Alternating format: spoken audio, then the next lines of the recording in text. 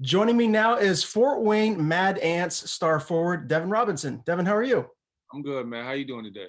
I'm good. I appreciate the time. And you had a nice game yesterday, 15 and 11, although you guys came up a little short, 101-98. How big of a loss was that? Because there's only a couple games left in the season. Does that really kind of put your guys' back up against the wall, hoping that you make the playoffs?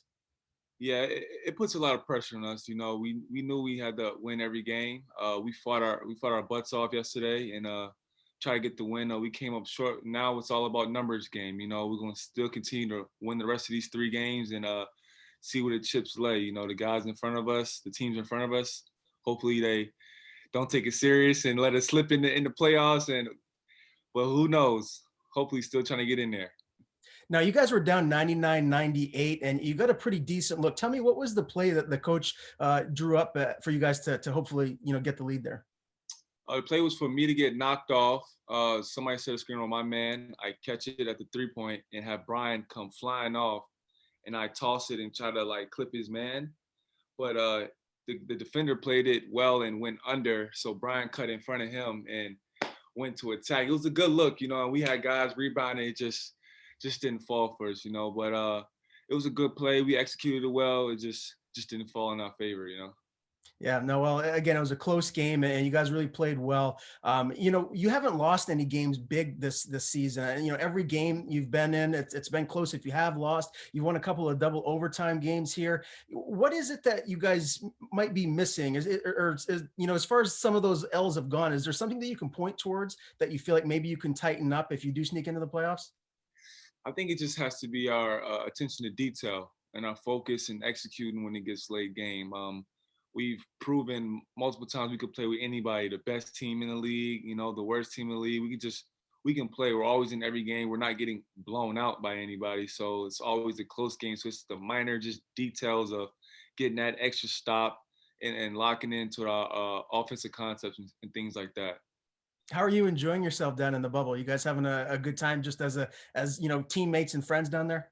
Oh yeah, it's fun. Just being just meeting these guys not too long ago. And just coming together the way we are. On and off the court. All the time we can spend when we're on the court or when we're off the court going to get our COVID tests and things like that. And it's a good dynamic down here, and we're just enjoying every moment. Every day.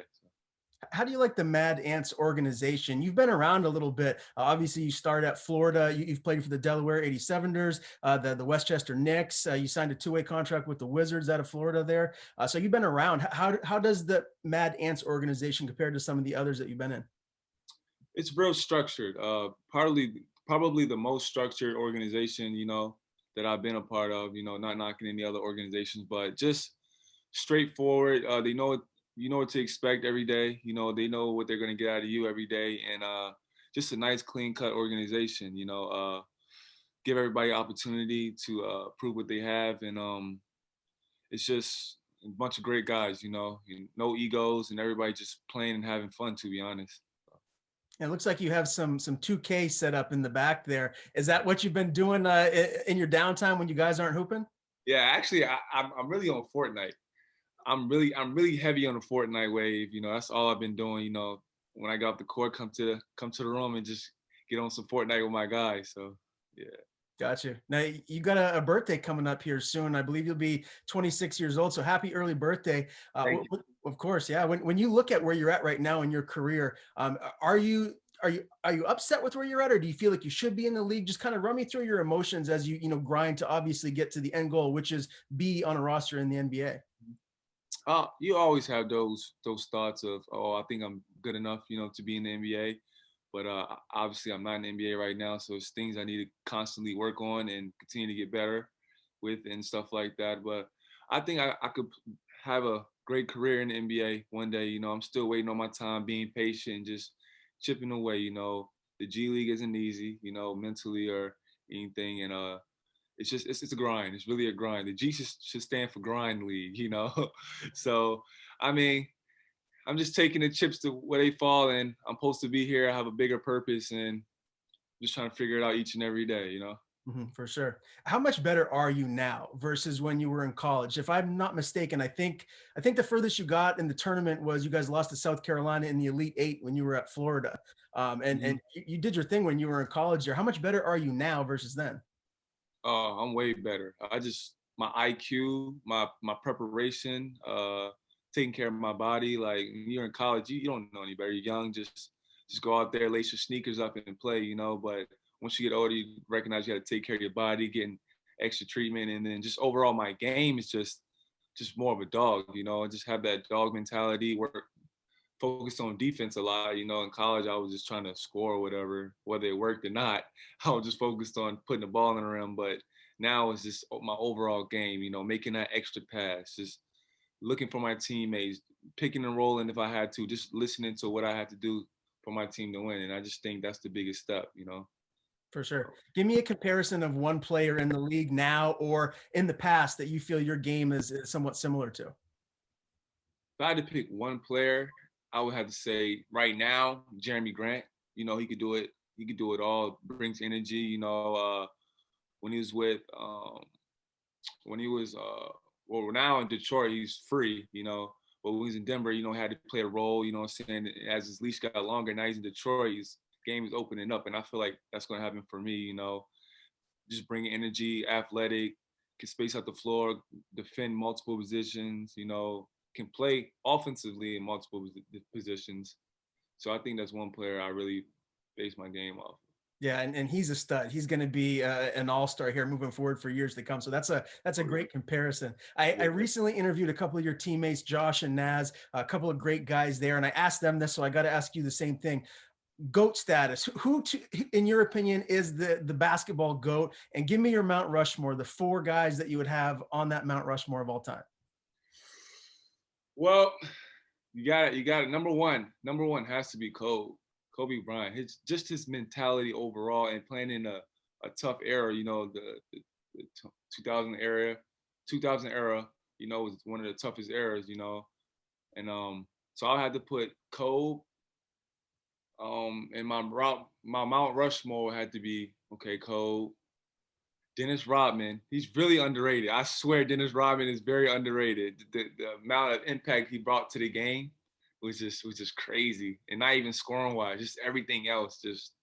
I love Dennis Rodman. So Dennis Rodman, I'll have to put in Allen Iverson, where you just changed the game on and off the court, made people realize that you can just be yourself and, what I'm saying, and just be free and just hoop, man. He was nasty for 6 foot, and coming out of Virginia. So Allen Iverson and I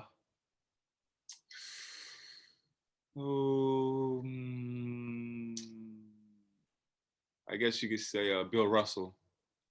Okay. I'll Bill Russell because his accolades, he has so many rings. I mean, you have to throw him in there. Like, you have to throw him in there. So yeah. You're throwing me for a loop. I didn't expect those answers because everyone's always talking about Jordan or LeBron, and you didn't mention either one of those guys. Why is that? I mean, I have much respect for both of those guys, but I didn't choose Jordan because, I mean, yeah, he got 6 rings and stuff, but he couldn't do it by himself. Honestly, like, he couldn't do it by himself. And I'm more of a team guy, and I don't know. I love Jordan though. I love Jordan. Don't get me wrong.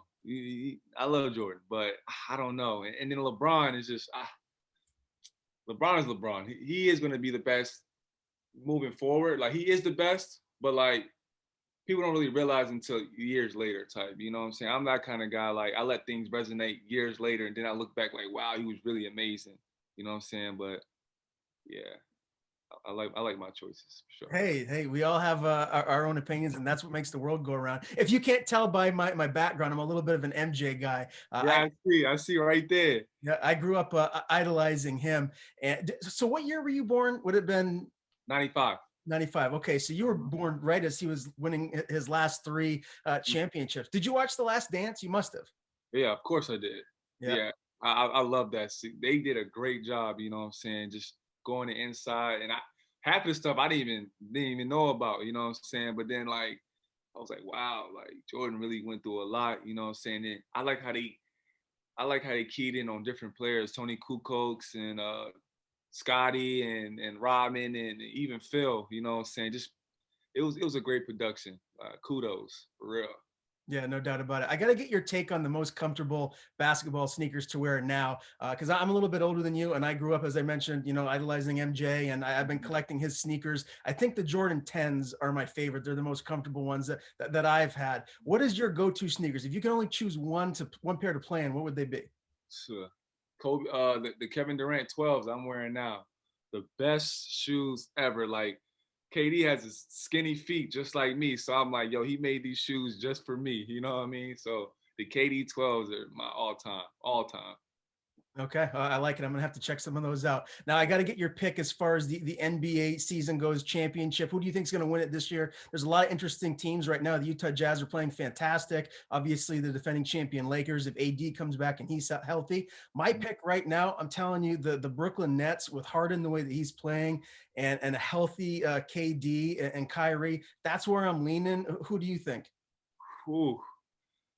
I really like Utah, just because their team setup and their makeup is just they know their roles. Everybody comes to play every day, and everybody's playing for one another. Like I feel like it's not many egos in that locker room. I feel like Brooklyn has a lot of they have the tools, but I don't know if they're gonna defend well, and like they'll come together when things get hard. You know what I'm saying? Like, but I think Utah has a nice core, nice core culture that is, of the team that they can take them far.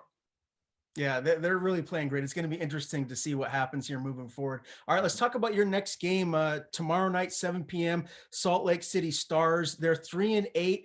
You're having a great season, averaging 14.3 points and 7.8 rebounds. What are the keys to your guys' victory, pulling out a much needed win tomorrow night? Just playing together. We've been playing together the past, couple weeks, and just continue to chip away. Nobody get ready to pack it up yet, because we can still make the playoffs. We just have to keep everybody locked in and focused on. We can still make the playoffs. We can still just win the rest of these games, and let everything settle itself. We can't have nobody, not one person, check out mentally. You know that, oh, we're just going home. Like, no, we have to lock in and not take any game for granted. If you guys do get into the playoffs here, who do you feel like would be the most dangerous matchup for you? Whew. Well, if we squeak into the playoffs, what would be eighth place? Who's number one right now? Oh, you had to ask me that. I don't have it written on my notes. I'm not 100% certain. But I think a good matchup for us would be Westchester again. We played them early. They had some games to get under their belt. Between those guys and the Blue Coats, those guys, yeah, and the Blue Coats give us a run for our money. I think that would be a tough matchup for us. You guys clearly have a lot of talent, Devin. If you guys are clicking and playing your best basketball, is it fair to say that you guys could win this whole thing? Oh yeah, for sure. It's been proven. I mean, we haven't been blown out. Yeah, that's speaks volume. All our games have been losing close games, so that means we're in the game, and either we blow it, say at the end, or the team does a little bit better than us. But we're in every game, so it's safe to say if everything clicks the way it needs to, we're winning. And if everything clicks for your game here moving forward, do you feel like it's going to be we might be seeing you, on an NBA roster here maybe later this year? Hopefully that Godspeed. That's what I'm praying about. Just keeping that in the back of my mind. Just continue doing what I'm doing, and like I said, let the chips fall where they may. Have you heard any rumors that the Pacers might, bring you up? Is that something that has been discussed? Not recently, but hopefully. You never know what's going to go on with this trade deadline and stuff, and the movement going around. So we'll see. I'm always going to be ready for whatever happens, and it's ready. For sure. Well, listen, thanks again for the time. Best of luck tomorrow night and in the rest of the season. Before I let you go, tell people where they can find you on social media.